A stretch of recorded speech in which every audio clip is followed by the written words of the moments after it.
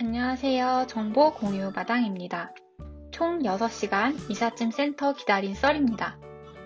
이사할 때 반드시 확인해야 하는 부분들이 있는데요. 약간의 하소연이 있습니다. 여러분은 부디 간접 체험만 하시길 바랍니다. 이사 업체들을 모아둔 사이트들은 많이 있습니다.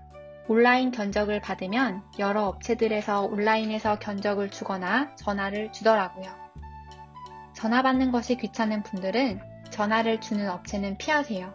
전 전화 받는 것을 좋아하지 않아서 이런 곳에서 제 정보를 주고 몹시 후회했습니다. 많은 곳에서 전화가 왔기 때문이에요.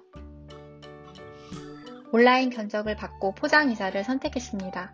다른 곳보다 저렴한 가격인 것 같았습니다. 후기가 종종 좋지 않게 쓰여 있는 것도 있었지만 이 정도는 괜찮겠다 싶어 계약을 했죠. 저는 독립 전부터 10번이 넘는 이사를 하면서 이런 업체를 만난 적이 결코 없었습니다. 여기서 말씀드리는 반드시 이사 시 확인할 것, 첫 번째입니다. 계약서에는 반드시 날짜와 시간까지 적혀 있어야 합니다. 왜냐고요? 저는 온라인상 계약을 했고 거기에는 시간이 명시가 되어 있지 않았었거든요. 제가 아주 몹쓸 곳을 찾아서일 수도 있겠지만 철저하게 해서 나쁠 것은 없으니까요. 저는 인테리어 때문에 보관 이사를 해야 했습니다. 5월 13일 이사를 한 번, 5월 31일 이사를 한 번 해야 하는 상황이었습니다.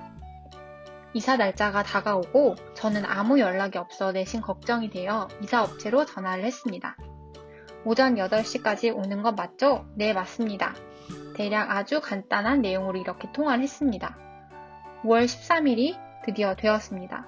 이사업체가 오전 8시까지 오니 8시까지 일어날 수 있겠어요? 아침 식사도 간단히 하고 간단하게 정리도 했죠. 오전 8시쯤 전 확인 전화를 했습니다. 그런데 이게 무슨 일일까요? 오후 1시로 예약이 돼 있다는 거예요.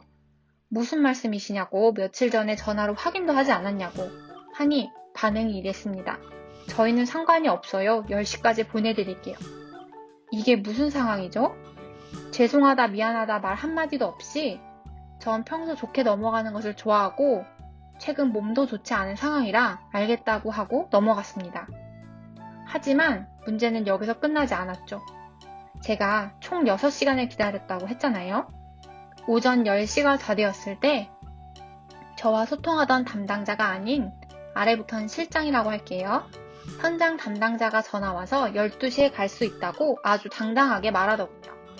현장 담당자들이 무슨 죄인가 싶어서 그냥 넘어갔습니다. 이후 사장이라는 분이 전화가 왔고 죄송하다. 그래서 아까 실장이라는 분은 죄송하단 말도 없이 10시까지 보내준다고 했는데 이제는 현장 담당자들이 12시 도착한다고 했다고 이게 무슨 말이냐고 했죠. 무튼 사장은 미안하다. 최대한 잘해드리겠다 하며 넘어갔습니다. 그냥 말이 넘어간 거지. 이사해 보신 분들은 아시죠? 이사하고 또 오고 몇 집이 이삿날 돈 문제와 함께 얽혀 있는 것을요. 이사 물건이 빠지고 보통은 돈을 처리하죠.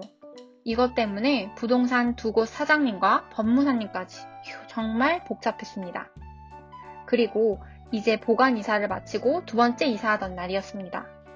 실장도 문자가 와서 미안하다고 했고 날짜도 다시 잡았습니다. 시간까지 정정했습니다. 오후 3시에 이사를 하기로 했죠.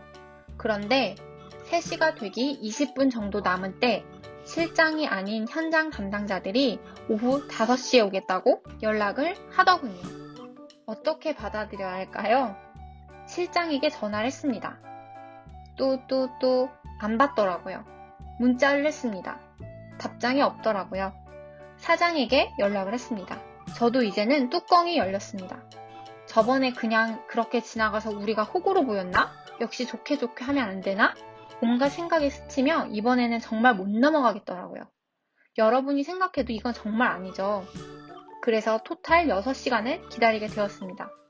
이런 업체는 본 적이 없었습니다. 그리고 여러분도 절대 쉽게 만날 수 없을 겁니다. 정말 제대로 똥 맞은 거죠. 그래서 사장에게 전화를 했죠. 실장님은 왜 전화를 안 받고 현장 사람들이 전화를 하고 현장 사람들에게 화낼 것도 아니지 않냐 했더니 미안하다 맞다. 현장 사람들은 잘못이 없으니 이사를 우선 잘하게 해달라. 하지만 이번에는 그냥 못 넘어가겠어서 보상해달라고 했어요. 보상 이야기는 끝나고 하자고 하더라고요. 이때 절대 이렇게 넘어가면 안 됩니다. 안 돼요. 잠깐 팁을 드리자면 이때 두 번째 이사업체가 2시간 이상 늦었을 시 현행공정거래위원회에서는 아래와 같이 정하고 있습니다. 이사 화물의 멸실, 파손, 훼손 등 피해에 관련된 내용이 있고요. 그 아래에 보면은 약정된 인수일 시로부터 2시간 이상 지연된 경우 계약 해제, 계약금 환급 및 계약금의 2배액을 배상해야 합니다.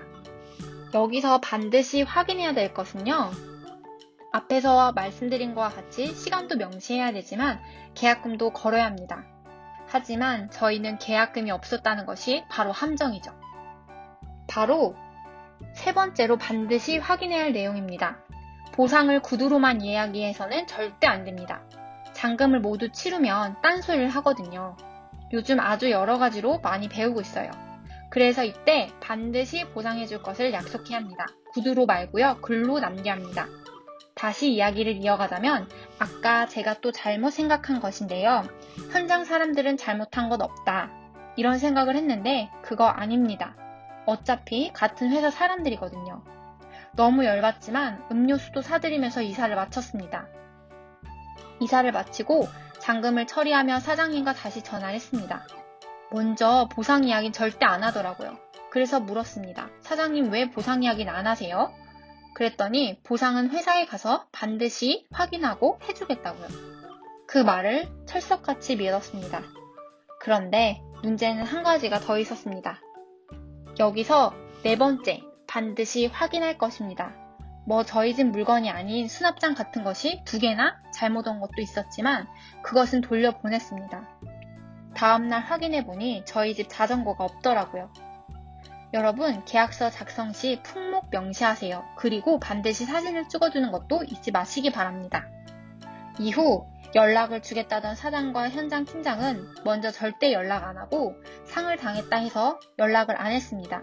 한 주가 지나고 또 먼저 연락을 안 하고 있습니다. 이사는 5월 마지막 날이었고 이 영상을 만드는 7월이 넘은 이 상황에도 먼저 절대 전화가 없네요. 썰은 길었지만 제가 직접 체험해서 겪은 이사 시 반드시 확인해야 할 것을 정리해보면 계약서에는 반드시 시간을 명시해야 되고요. 두 번째로는 계약금을 되도록이면 충분히 걸어놓으면 좋습니다. 세 번째는 보상 문제가 생겼다면 구두가 아닌 잔금 전에 문서로 작성해 두시기를 바랍니다. 네 번째는 물품 리스트, 물품 사진을 찍어 놓아야 합니다. 그래야 나중에 증명을 할 수 있거든요. 현장 팀원들도 모두 다 같은 사람들이고 잔금을 주면 모든 것이 끝나고 신경을 쓰지 않습니다. 4시간 기다릴 때도 화 한 번 내지 않고 마무리했었습니다. 그런데 2시간을 또 기다리게 했고 자전거도 현재까지 분신일 중, 잔금 이후에는 먼저 전화한 적도 없습니다. 이 이사 업체에게 보상을 요구하고 있지만 역시나 이곳 통해서도 연락이 없습니다.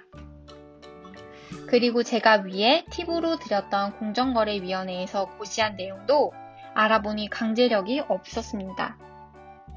이것은 알아보면서 정말 법 개정이 되어야 할 것 같다는 생각을 했습니다. 여러분은 정말 간접 체험만 하시고 말로만 미안하다고 하고 무책임하게 대처하는 이런 업체는 절대 만나지 마세요. 그리고 만나더라도 당하지 않게 제가 드린 팁을 꼭 기억하세요. 여러분에게 조금의 도움이라도 되셨길 바라면서 이만 마치도록 하겠습니다. 다음에 또 뵐게요. 감사합니다.